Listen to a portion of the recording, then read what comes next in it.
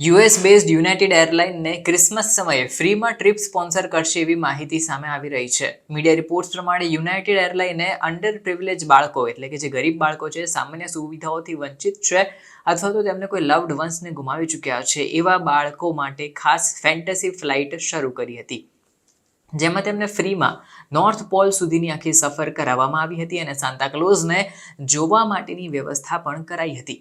આ fantasy ફ્લાઇટના departure point 13 અલગ-અલગ સ્થળે હતા, જેમાં લોસ એન્જલિસ, લંડન અને ટોક્યોનો પણ સમાવેશ થાય છે. હવે 7 ડિસેમ્બર 2024ના રોજ આ પહેલી ફેન્ટસી ફ્લાઇટ હોનોલુલુથી ડિપાર્ટ થઈ હતી, જેના થકી આવા ઘણા બાળકો હતા, 125 બાળકો હતા, જેને આ સાન્તા ક્લોઝની આખી ક્રિસમસ આઇલેન્ડ હતો એની મુલાકાત કરવાનો અનેરો અનુભવ કરવાની તક મળી હતી. એટલું જ નહીં, આ ફેન્ટસી ફ્લાઇટ 3894માં પાયલટે ઇમરજન્સી કોમ્યુનિકેશન સિસ્ટમથી જાહેરાત કરી કે બધા બાળકો તૈયાર થઈ જાઓ, કારણ કે સાન્તા ક્લોઝે આપણા બધાને ક્રિસમસ આઇલેન્ડ ઉપર સ્પેશિયલ ઇન્વાઇટ કરીને બોલાવ્યા છે અને ત્યાં અમે બધા જ એલ્વ્સ જે છે એને પણ ગ્રાઉન્ડ ઉપર જોઈશું. એ બધા આપણો વેઇટ કરી રહ્યા છે તમારા સ્વાગત માટે, તો તૈયાર થઈ જાઓ અને સીટ બેલ્ટ બાંધી લો. ફેન્ટસી ફ્લાઇટ એક્ઝેક્ટલી શું છે એ જાણીએ. આ ફ્લાઇટ બાળકો માટેની છે અને એમાં પણ એવા ઘરના બાળકોને અહીં ફ્રીમાં સફર કરાવાઈ રહી છે જેમના ઘરથી તેમને કોઈ વડીલની છત્રછાયા ગુમાવી હોય, અથવા એટલું જ નહીં, જે બાળકો કેન્સરથી પણ પીડિત હોય કે પછી ફિનાન્શિયલી એટલા કેપેબલ ના હોય, એ બધાને આ ફેન્ટસી ફ્લાઇટથી સાન્તા ક્લોઝના ક્રિસમસ આઇલેન્ડ ઉપર લઈ જવાઈ રહ્યા છે. આ ફ્લાઇટ જ્યાંથી ઉડાન ભરી ચૂકી હતી ત્યાં બધું જ ફરીથી કહેવાય ને કે એક નવો એક્સપિરિયન્સ કરાશે અને જ્યાંથી તેમને ટેક ઓફ કર્યા હતા ત્યાં જ પાછા ઉતારાશે. વિન્ટર વન્ડરલેન્ડની વ્યવસ્થા પણ આ નોર્થ પોલમાં કરાઈ છે. યુનાઇટેડ એરપોર્ટ સ્ટાફ અને ત્યાંના સ્થાનિક લોકોએ મળીને એક એવરેજ એરપોર્ટ ગેટને પણ ફેન્ટસી સાન્તા આઇલેન્ડના એન્ટ્રી ગેટ જેવો બનાવી દીધો છે.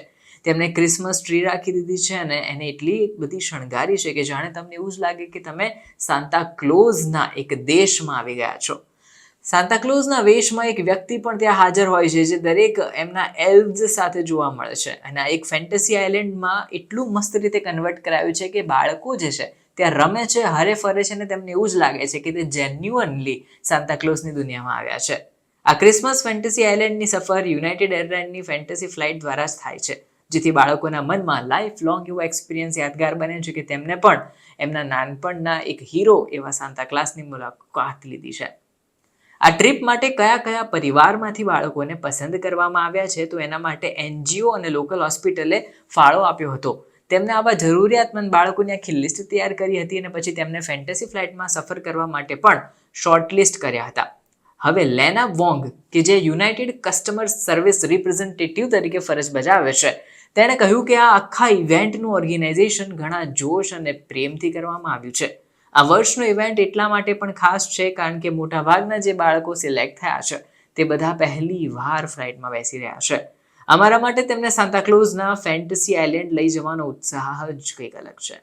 લેનાએ વધુમાં કહ્યું કે જે બાળકો આ ફ્લાઇટમાં બેઠા તેમની આંખોમાં અલગ જ ખુશી જોવા મળી હતી. મોટાભાગના બાળકોને લાગ્યું કે તેઓ સાચે એક ક્રિસમસ આઇલેન્ડ ઉપર આવી ગયા છે. સાન્તા ક્લોઝ પણ સાચા છે અને બધું જ સપનાની જે દુનિયા, જે કોમિક બુક્સમાં વાંચેલી દુનિયા હતી, કાર્ટૂનમાં જોયેલી દુનિયા હતી, તે હકીકત બની ગઈ છે. જે રીતે બાળકો ખુશીથી ઝૂમ્યા હતા એ જોઈને જે વડીલો હતા તેમને પણ સંતોષ થયો હતો. આ ફેન્ટસી ફ્લાઇટ માટે કુલ પહેલી ફ્લાઇટ હતી, એમાં 125 બાળકો અને તેમના ગાર્ડિયન હોનોલુલુ ઇન્ટરનેશનલ એરપોર્ટ પર આવી પહોંચ્યા હતા અને ત્યાંથી ટેક ઓફ કરાઈ હતી. તેઓ ચેક ઇન ડેસ્ક તરફ આવ્યા હતા અને પછી એરપોર્ટ કોડ જે હતો એનું નામ હતું જોય, એની સાથે તેમણે ટિકિટ સ્કેન કરાવી હતી. ત્યાં તેમને મિકી માઉસ અને મિની માઉસ તથા ડિઝની પ્રિન્સેસની ગ્રીટ પણ કર્યા હતા.